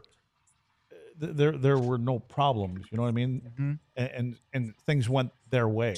Now things aren't going their way, and they haven't had to face this kind of adversity maybe enough to where they were learning from it. Do we think at any point in this game, and I'll just bring this up just because we're waiting for John to get back, do we think there's a spot in this game where maybe it's the goal that makes it pulls them within 3 or the one that pulls them within 1? Do we think there's a spot where it's Pete DeBoer's job to use this timeout? Well, I would have said the second goal that they scored because it came too quickly after the first one. To make it a 1-goal game. Just pause. Yeah. You know, guys, we got to tighten it up. And maybe he felt that the first one, like we talked about, Sean, that was a bit of a, whatever, that one there. So maybe he's not looking at that one as being a, where there was a breakdown in a play kind of thing. But yeah, my opinion is they didn't have to change their mindset all year long with games like this. They didn't have to play they didn't have to change the way they played or the way that the game was going because they were able to they managed it. Yeah. You know what I mean? They made it out. But by the way, the visitors actually called Vancouver used their timeout after that second goal that made it 5-4. So they did. Technically didn't have to use their timeout, but was anything said? I don't know. That's a great question. No, that's a great. And so is it there? Is it? What about maybe even the 5-3 goal? Honestly, because that's a spot where, if you have the read on your team, and you've seen this kind of going, they score the 5-3 goal. That's the spot where, by not calling the timeout, I think you're just like, well, that's it. Fine, we're going to keep moving on. I just wonder if that's kind of the space where maybe as a coach, you owe it to your group to do your job to find time to be like, okay, hey, we have to buckle down here. We can't let this happen again. I've seen us collapse and I've seen us blow leads the last 2 third periods. So like that's where I just kind of wonder on this. Where I know Vancouver used the one 5-4, and so there was that moment to speak to the team, but maybe needs to be used before. It's a thought process that I had while we're waiting for John to return from the lavatories. See, honestly, Sean, I would prefer to call a timeout in games during the season when you may be up 3-1, 4-2, something like that, and you've gone on for 5 or 6 minutes and the play is not good, but you're winning the hockey game. and you call a timeout and you bring him in and you tell the player, this is bullshit the way that we're playing. We are not going to play this way. There's a certain way that you play with leads, and there's a certain way that you play when you're behind. But when you have a lead and you're going to play, how did you get the lead? And how did we only give up 8 shots in the first 21 minutes? And now we've gotten away with it because we've drifted away. You have to learn those lessons early in the season and not at this time of the year. But again, maybe they didn't have enough adversity for Pete to consider that. Now I know that we can think back and go, because here, Sean, we did a podcast, I think, on this maybe a month ago, and Owen brought some numbers and stuff. And well, Lutz, how do you explain this? And my only answer was goaltending. I mean, let's face it, if their goalies weren't really good all year long, the both of them, that some of these games may have turned into these kind of games tonight. Yeah, that's fair. Hey, if you're looking for a time to call a timeout, when your captain breaks not 1, but 2 sticks in the span of 30 seconds, you should probably call a timeout. Oh, and we get the balloons as well. Oh, well done, Sam. Well done. Nice, well Sam. done. So somebody in the chat that wasn't part of the super chat brought this up. The first meeting of this year was back on January 31st at American Airlines Center. Stars opened up a 4-1 lead when Rope Hintz scored a shorthanded empty net goal with 3 minutes and 27 seconds left in regulation. Jake DeBrusk scored a power play goal to make it 4-2 about a minute and a half later. Jason Robertson scored an empty net goal to make it 5-2, and then Carson Soucy scored with 4 seconds left, window dressing to make it 5-3. I never felt like it was anywhere near this one, but there was late third period goal scoring chaos in both games in Dallas this year between the Stars and Canucks. It's a bit how the Vancouver plays, though, too. Like that's something to like. If you watch a bunch of Canucks games, they are a team that they battle to the end. Give Rick Tocchet's team credit for that. That is something that they do. So that's also something that, going back to my coaching point in the timeout, you've done your pre-scout. You should know that. So I go back to that as well. All right, let's keep on rolling. They keep coming in. Jordan, talk hockey with me with a Masterton and 99 Cup year. As a new fan, I've made a conscious effort not to buy into the negativity, but the last 3 games have made that more challenging. Do you guys think that, as constructed, this team stands a chance against Colorado in the first round? And yes. I think the addition to that question is without Miro Heiskanen, right? Yes. Yeah. Yes, so they do. Can they beat Colorado without Miro? Yes. As they stand right now? Yeah. Yes. Jake better be It's really hockey. good. It's hot. Yep. It's hockey. You need your There's goalie and ways to special teams, but Sean, Yep. Sam, does Jake and or Casey or the both of them, do they have to be the best players to win that round? I think so. I Unless don't your know if they power have to play be- is really good as well. I think you have to outplay the other goalie. I don't know if you have to be the best player in the series. I think there's kind of a sliding scale there. Now, I think Jake has to outplay Mackenzie Blackwood, who I'm assuming is going to be the number 1 for Colorado. Yep. So I think he has to win the goaltending battle. I don't know if he has to be the best player in the series, but I think he has to win the goaltending battle. So, Sean, let me ask you this then. If Jake is in net tonight, do the Stars win that game? I know that's kind of a shot at Casey, and I don't mean it to be. I'm just... Possibly. I mean, highly possible that they've lost other games during this stretch with Jake in net in the third period. So it's not like saying, well, Jake Ottinger in his net, they're not going to blow a lead. So they might have won with Jake Ottinger in net. Could have, but I'm going to continue to go back. Yeah, go ahead, Sam. I was just going to. My point was just maybe. Yeah, I have a hard time putting this on Casey DeSmith. That's just what I have a hard time putting this on. So that's what I was going to say. And the thing I saw from Casey, to be honest, was him going extra scramble mode because he just saw this type of defending against Pittsburgh, and he knew that he had to be really good. That's what I saw him leading to a little bit of opening up to try. He had to be scrambling in order to get to these wide open players. So I don't think any of it's on him. Let's go to the next Bing super chat. bang. T. Farmer, second of the night, a DeSmith 99 Cup. You're replying too much on goaltending, relying. He typed replying, so I read it right. Mm-hmm. But he means relying on too much on goaltending is our downfall.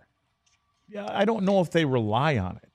I don't think they're saying, "Oh, we can take these chances because we have Jake back there." I don't believe that that's what it is. Now, But from a coaching standpoint and a system standpoint, by playing certain systems, you say, well, you know what? We're only going to give up 3-4, grade A chances tonight, and we expect our goaltender to stop 2 or 3 of them, and we can outscore those ones that don't go in. I don't know if that's the philosophy, which I would hope it's not. But, I mean, I think you want to control the game from your net out would be my opinion. But I want to add a little bit of levity to the people that think I'm a blind-ass homer all the time, which is ridiculous. Owen using Nice. ass. Owen using ass. He might as well dude. just. we all agree here that you kind of are. I refuse to live under a dark cloud that follows me around my entire existence.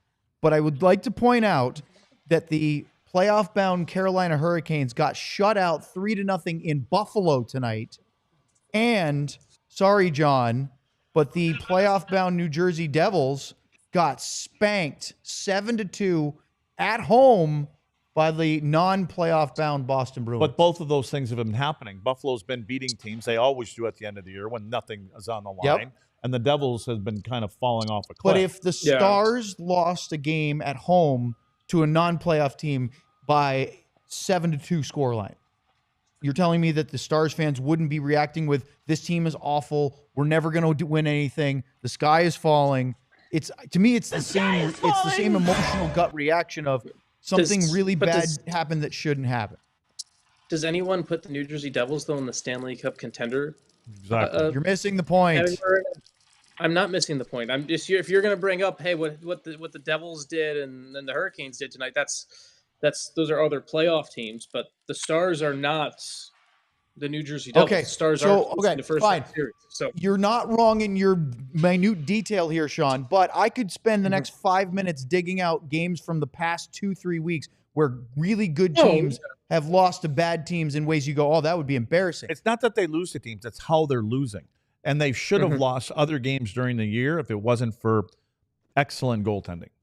I'm sorry. No, you're talking about the Stars losing games. Yeah, that's fair. Sam, are you hungry? Sam is hungry. It's been late.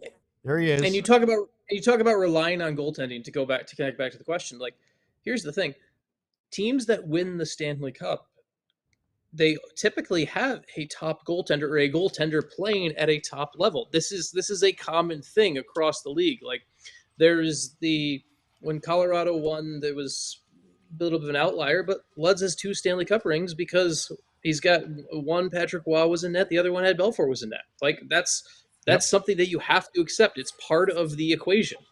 And Sean, as you know, we were very regimented in how we played, and it was boring at times, and it was there weren't many scoring chances, but those guys still had to bail us out. You know what I mean? Yeah. And it wasn't, and generally it was because of an individual,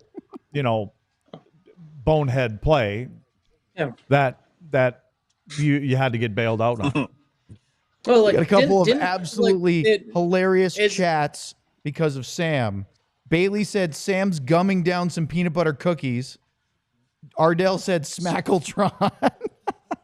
Oh, Sam, just continuing. I muted myself. And Burned Oil said eat well. Thank you.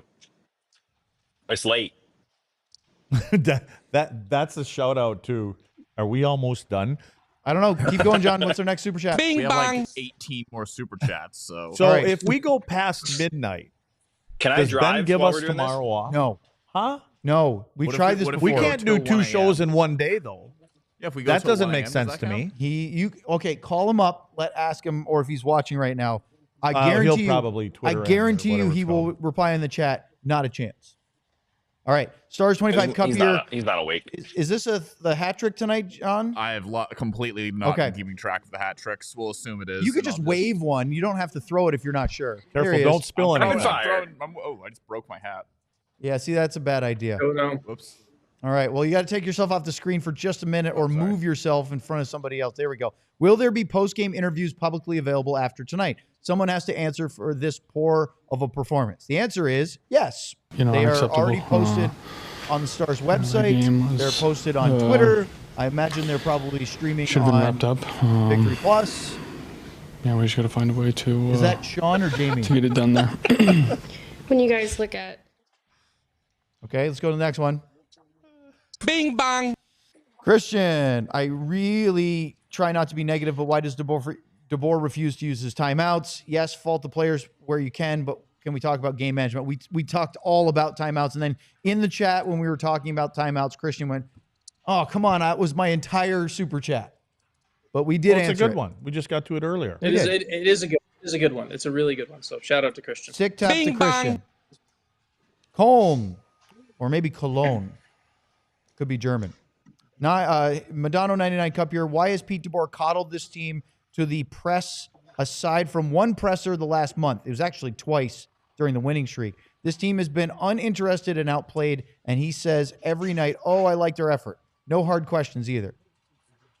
Well, there's a lot of different parts of that, huh? Sam? You want to take any of that, or are you sleepy? As I said before, send me your questions in the DM if you would like me to ask different questions other than blatantly asking what went wrong. Happy to listen. Okay, here's my question, Sam. Tomorrow at practice, can you ask Pete if he should have used one of his timeouts? Yep. Perfect. There you go. There's one of them. And to Sam's defense right now, too, because people always say, like, "Oh, ask hard questions. Go ask hard questions." And then ask him the other question. Say, do you think your players are more interested in getting a couple extra points late in the game versus finishing the game the right way? That's another good question, too. But to defend kind of the whole media setup of how this works, sometimes people think like, "Oh, I want a hard question." Owen asked you. Yeah, blame me. Tell him I'm just a blind homer that swears all the time in the show. I'm just gonna start talking, and then they picture this kind of unbattling thing where it's media member and coach battling and things like that. And you can tastefully ask difficult questions and ones that can push a person, but a lot of people want the media members to pound their fist and come from a fan's point of view and do that. And that's not really how this all works. That's not how you're going to get people to give smart answers. It's not how you're going to get people to speak in the future. Sam could walk in there and say, "Pete, that's the worst performance I've ever seen. How can you defend this right now?"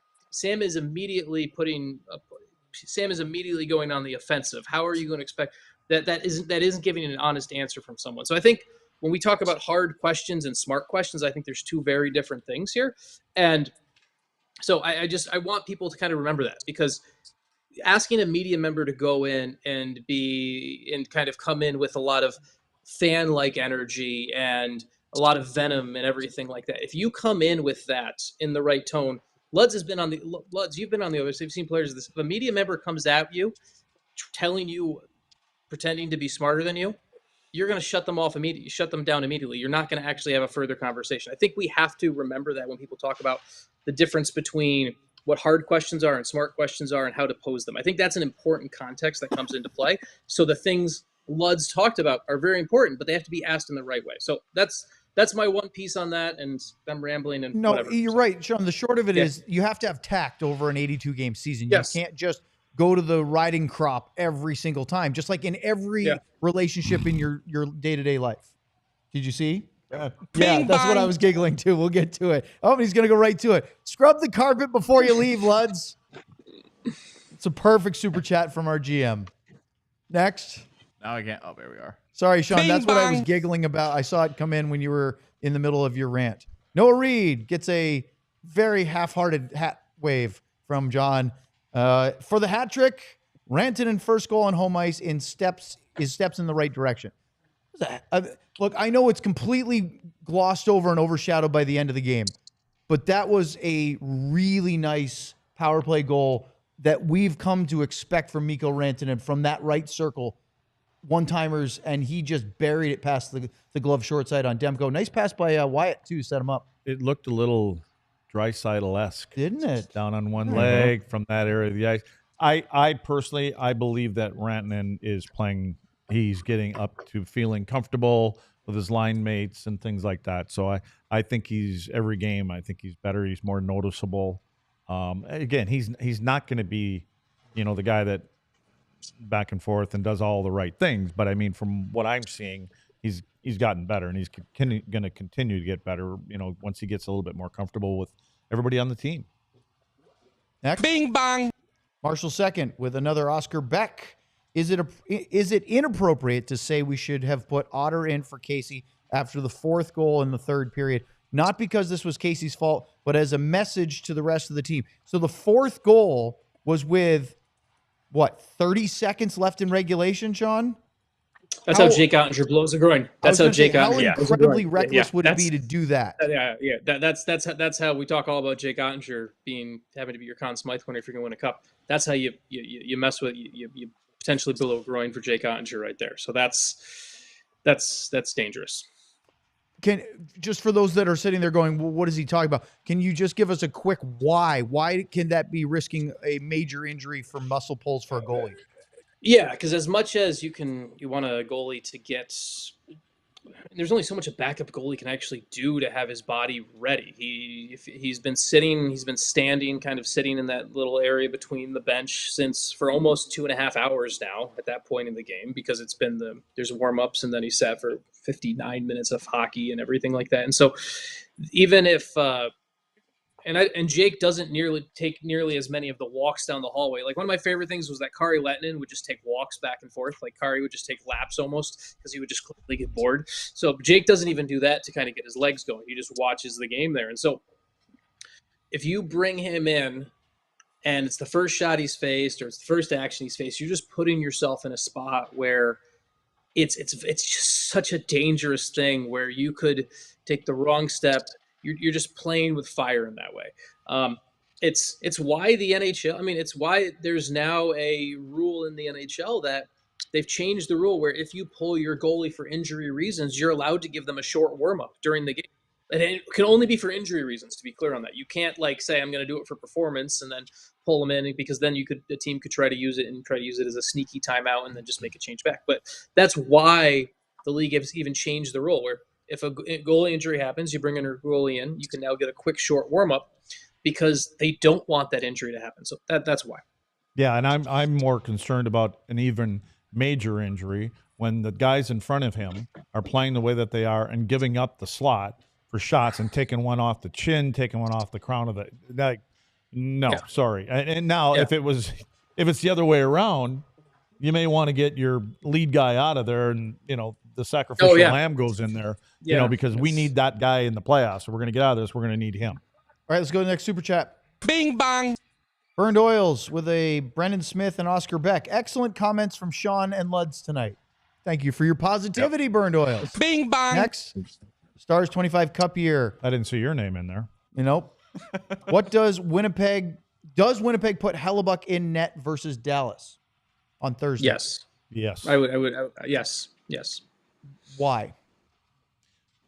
They are both setting up to get their best game out there and to prove that they can beat the other team. Statement kind of game for both teams. And they can clinch, can't they? Yeah. Can they clinch? I don't know. Well, I don't know. You guys beat are Dallas, I would imagine.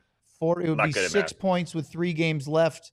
It would be a question of regulation wins. I'd have to look at that. So it's not necessarily possible. Yeah, but it's close.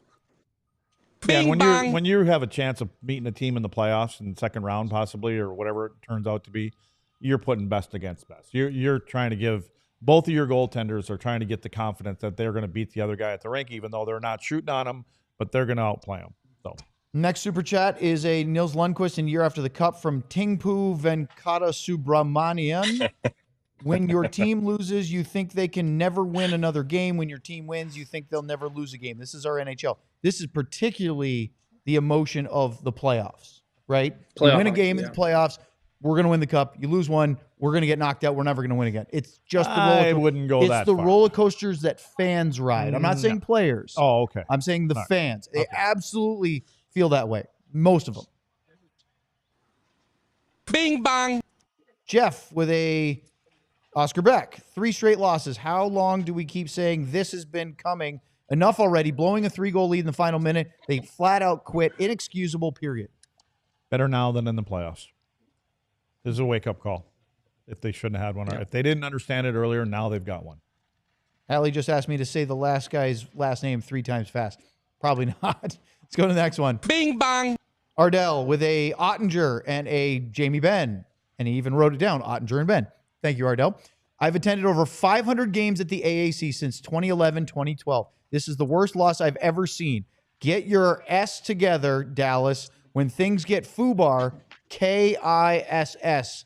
Gut check time. Luds, KISS stands for? Keep it simple, stupid. There you go. Bing bong. Thanks, Ardell. Stars 25 Cup year with a DeSmith and a 99 Cup year. The only man that can turn this around, Pavelski. He was actually on the ticket today. Was he? I believe so. I haven't heard it yet. I'm going to listen to it later, but I think he was a guest on the midday show. Later as in tonight or? Maybe on the drive home or tomorrow. Depends on how I feel, if I want to hear any hockey talk or not. T. Farmer with a DeSmith 99 Cup year. It's only the eye of the storm. More is coming. You think that negativity, Sean, is really merited?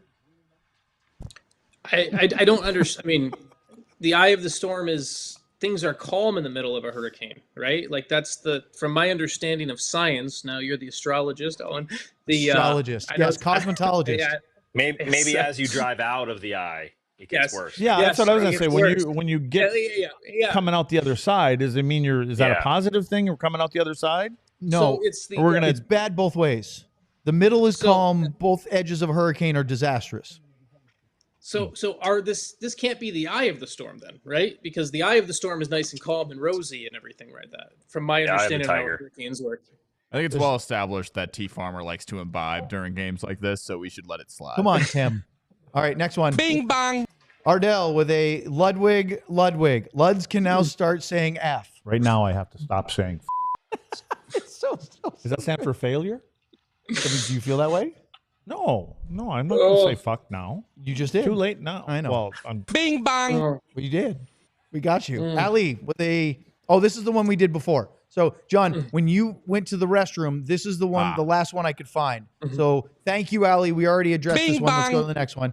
Nate G with a little Brendan Smith. So, you're saying it's the Quenneville era. John, you love talking about Joel Didn't Quenneville. he win 3 Stanley Cups? Sean's got his eyebrows curled. I'm not talking about this one right now. I don't feel like going deep into this conversation at this point. So, anybody else want to talk about it? I don't know what we're talking about. Oh, are you talking about the end of the Quenneville thing? No, they're talking about. I think Nate is intimating that the Stars should go get Joel Quenneville as their head coach. Pete DeBoer is the coach of the Stars and has a contract through the end of next season. I will say that. Yeah, don't get Sean started on this. There's a lot more to it. All right. So Tingpu Venkata Subramanian said Oscar Beck, or gave us an Oscar Beck a year after the Cup. Watch the Stars clear the puck is like watching old people insert F word. Can't relate to that one. How about the breakouts? Do you think it's ugly to watch? Well, it's been clearing the puck on a 6-on-5 at the end of the game. I don't find that the clearing is the problem. It's the coverage that's the problem. The clearing, it's not like they're turning pucks over and giving them away all the time. I'm more concerned about, you know what I'm talking about. I've said it enough. Yes. Jesus, we've shown you enough pictures. Bing bong. Ryan with a Haskinen 99. Hey guys, I'm not even mad. Been mad plenty of times. I'm just severely disappointed, like Mr. Feeney disappointed. Sick reference though, bro. Oh, thanks. Sick reference. Your references are out Sam, of do you have control. any Everyone idea who knows Mr. that. Feeney is? No. Is that Mr. Feeney? No, it has nothing to do with it. Oh. Sean knows who Mr. Feeney is. Sick reference, bro. I do. Yes. That is a Boy Meets World. That was a ABC TGIF show, correct? Right? It was on Friday nights? It was on right after All My Children. No. Now you're in Ludz's territory. No. That's the most passionate I've seen Luds all season. Yeah. Bing bong. Bing bong. Stars 25 Cup year with another DeSmith 99. Bischel, Hintz, Dutch, Blackwell. Only 4 who fought. Well, yeah. You mean played hard? I think that's what he means. Yeah. Bing bong. Go line by line. Yeah. T. Farmer, I'm just trying to keep you all up all night. Thanks, Tim. Bing bong. Look at John rifling him through. He's had enough. Burps McGurks with a Lundqvist and a year after the Cup. Coming into tonight, the Stars were 27th in the NHL in expected goals percentage since Miro got hurt. Goaltending has masked some significant issues on this team. Agree. That's what Lud said. Bing bong. Yeah. Christian with a Haskinen 99. After tonight, is it time to start rotating /resting over the next few games. We do have Brendan Smith. Any call-ups from Cedar Park? Does 91 get any games? I don't think you're resting guys after a game like this. Because? They got to learn how to play. I mean, not learn. They got to buy in how to play. Yes, to the last part. 91 potentially this weekend, if not early next week. You think this weekend, for real? No, sorry. I was thinking the Detroit game. You were was thinking on, this weekend is next it's weekend? on Monday. That's what I meant. Monday. Are we all four of us in agreement? We think Tyler's very likely, if not certain, but highly likely to come back for that Detroit game on Monday next week? Yeah. I have no idea. Okay. Has he taken any hits in practice? 7. He's not. And let's see. I'm sure they're saying Tyler's got to. He hasn't been through the traffic and gotten hit yet. There isn't nobody going to run Tyler Seguin. Okay, it isn't going to happen. They're not going to go into the corner and start bumping him. It's not going to be visual on Somebody's Seguin. going to bump him, but they're not going to run Tyler. He said Seguin. he hasn't had full contact yet, and that's the next step. And you know what? If you go and watch a couple practices, there's not a lot of full contact anyway. No, not like when you were playing. They're not going out of the. Well, that was different. But they're not going out of their way. Hey, let's go run Tyler today and see if one of his hips break. Yeah, that's not what's happening. Yeah. So he's never going to get full contact in practice. Like that's the whole thing. Yeah. Like that's never going to happen. Is there any? I mean, look. What you do is you take a defenseman, you put a puck on the wall, and you let him go up and down the wall, and you give him and you give him some resistance so he can go back and forth. That's what they've done in the past. That's it. So last thing here, there is a salary cap issue because they can't bring him off of LTIR without making one corresponding move to open up. I think it's about $600,000 in cap space. Do they really want to? I mean, it seems like the reporting has been it's Bischel because he's the only one that can be sent down without going through waivers. Do you really want to go in the last couple games of the season without Liam Bischel in your lineup? Is that okay? The Bischel thing though is true, but it's also the spot of we keep forgetting the spot. They can just waive Brendan Smith, and Brendan Smith can't play for another NHL team. After the trade deadline, he can't be claimed to play for another NHL team. So, and Brendan Smith also cannot play for the Texas Stars. He can be waived and assigned to the Texas Stars, but he cannot play for them. So there is from my understanding of it, there's a very simple, you waive Brendan Smith's $1 million cap hit and you can send Brendan Smith down. And even though he can't play for Texas, can he practice? Can he practice with Dallas? Technically, no. Okay. Technically, no. So it's not just paperwork. If he wanted to skate, he'd have to go to Texas then. Is that pretty much it? Or skate after a practice is officially over, he could go on the ice and could he skate with a coach or no? I think there's it can't be an official sanctioned practice. So he can go out there with Stan. We're back to Christmas already. Yeah, there's something there's something there with how but that's the simple thing. Like if you want to keep Liam playing, you can do that with Smith. The other thing, just to kind of get to the point where someone's talking about could they get call-ups? They just don't really have the cap space to really mess around and do the call-ups without putting guys on LTIR. And if you're going to do LTIR, it's going to take some out for even longer. And then this is the group. It's the group that's with them. Well, I mean, Sean, to throw it out there, Robert reported earlier this week that LTIR is not on the table because of the lack of days that they are in games left. John wants to go home. Let's keep going. So do I. Yeah. We got into salary cap complications in hour 41. I just want to say we've passed the 100-minute mark to the post-game show. JT with a Brendan Smith and a 99 cup here. Excellent comments from Sam, John, and Owen. Are you guys feeling left out? No, you're the one that said it. And he did. Thank you very much, JT, because the other one was excellent comments from Luds and Sean. And you said, they didn't mention you. So JT picking us up. For the Hattie for Christian, on Luds' mic, please, John. Yeah, right. In a million years. Let's try. Move please. Luds, you got to careful. Don't spill anything. Move your mic forward a little bit. It's empty again. It's fine. You killed the whole wine glass? No. Well, the wine glass is empty. Hold the bottle. He ain't getting it there. Here's the throw. Oh, he landed it beautifully on the table. Nicely done. Is there a Wyatt Johnston bobblehead on the table? Did you get one for the table, Owen? No, we did not wait in that line. That line, Sam, quickly, because you know that John is dying to hear more about this. Tell us your experience of the Wyatt Johnston bobblehead line today at the AAC. Yes, I took a video going in. It was wrapped around the entire AAC. And then there was another line to the other entrance wrapped around the entire AAC. And then about 1,000 people standing in the concourse. And then I got inside and realized you had to get in another line. And that line was wrapped around the entire concourse inside the building. So someone said they got one an hour after doors open. Not sure how that's possible, but good job. That was a terrible throw. I hit a light. I can. That didn't break the light. Sorry. I can see there's a bunch on eBay already. All I can got go to buy say one. is stick to soccer. I $100 on eBay right now. that too. Like, Saw that too. What's the game in the water? Beersby? Yeah. I need some practice. You can't play that. Let's go. Bailey wrote in, Luds, the entire franchise depends on you to say puck. You know what I mean, coach. Fuck. Bing bong. Stars 25 Cup year with another Haskin in 99. It's a shame the best 2 periods of hockey the Stars have played in the last 2 weeks got overshadowed by this S show.